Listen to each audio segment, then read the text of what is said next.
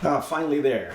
Our friends have provided their sage advice and we've weaved that into a narrative. Simple as possible, not simpler. Consider the disturbance in the force. Don't cross the streams. Hi there, I'm Mark Seeley at AOAI. Welcome to the grand finale.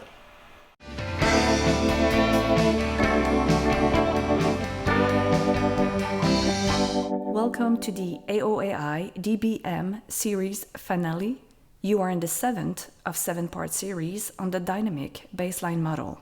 The 7th presentation is comprised of overview, implementation, wrap-up.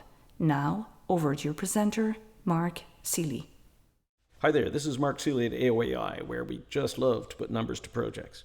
Running back through the taxonomy, we have 5 levels of complexity, demarcation points as follows. Separating level 1 from the higher levels is standard endeavors versus custom endeavors. Separating level 2 from the higher levels is detail complexity versus dynamic complexity. Separating level 3 from the higher levels is closed system versus open systems. Separating level 4 from 5 is corporate culture versus public culture. Moving up through the levels, the disturbance to the orderly semblance of things expands exponentially, commensurately degrading our efficiency expectation. If levels aren't your thing, we can name the 5 process management, project management, program governance, and public governance.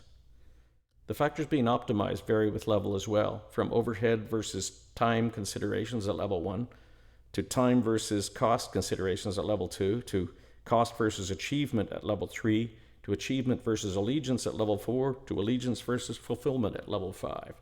Risk management differs from the traditional paradigm as well. Level 1 is about variation and tracking assignable causes of error to refine the process. Level 2 is where the traditional paradigm applies, a risk registry with prescribed risk mitigation strategies in the event of preconceived scenarios. At level 3, risk reverts to continuous risk management as the registry is refreshed and rethought with the evolving methods. For levels 4 and 5, risk doesn't technically exist as the objective is dynamic. Fresh opportunity comes to light about as frequently as any potential loss. Continuous risk management can be expanded within the context of an evolving SWOT or strengths, weaknesses, opportunities, threats analysis. The DBM provides as simple as possible, but not simpler than possible, terminology for the efficient discussion of projects. Assignment of level can be rather intuitive to those close to the project, provided they think of the project in terms of its boundaries and the extent of disturbance in the natural order of things. A complexity diagnostic can be conducted to confirm the level, to characterize determinacy, and to provide context essential for accurate discussion with stakeholders and/or approval authorities. This establishes a truer definition of the project. Decisions related to containment of the project parameters can lead to alternative, less idealistic proposals of lower complexity that would have the associated greater performance expectation. The diagnostic entails an interview process that is minimally disruptive, followed by a report which can be colorful and is assured to be a delightful read. The roadmap for implementation can be set on the basis of reducing complexity at key milestones in the implementation process. Performance measurement can then be aligned with the level that applies to ensure visibility is focused on the key challenges at hand.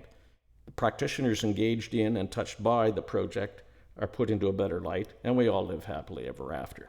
The 10 commandments, not those 10 commandments, are: conduct a complexity diagnostic for alternative project proposals, indicate the complexity classification in approval documents, establish a complexity reduction plan, lead the initiative at level, measure performance at level, lead levels 1, 2, and 3 as management, and lead levels 4 and 5 as governance, identify external determinacies for which the organization has influence and external determinacies for which the organization has no influence, consider external determinacies where there is no influence as constraints, and assess the risk of avoiding the constraint accordingly.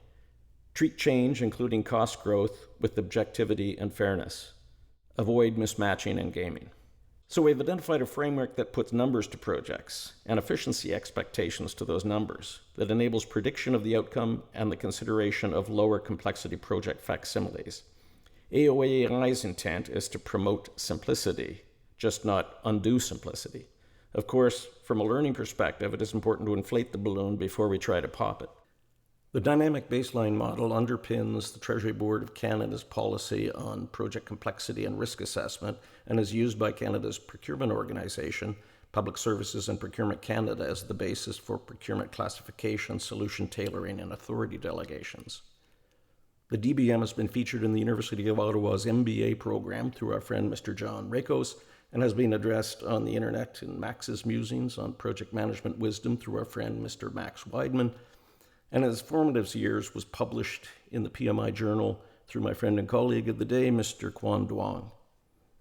We hope this material is complementary to the many excellent products and services available in the marketplace today, including the good work of the Project Management Institute. Perhaps the DBM will assist in projects entangled in unwarranted public dismay for project catastrophes that we confront along the way to paradise.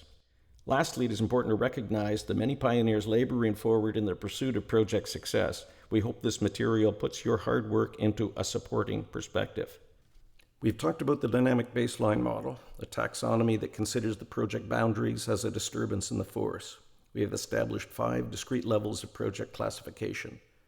We know that levels 1 and 2 are models familiar to project management science. We also have an intuitive sense of level 5 as we track public affairs.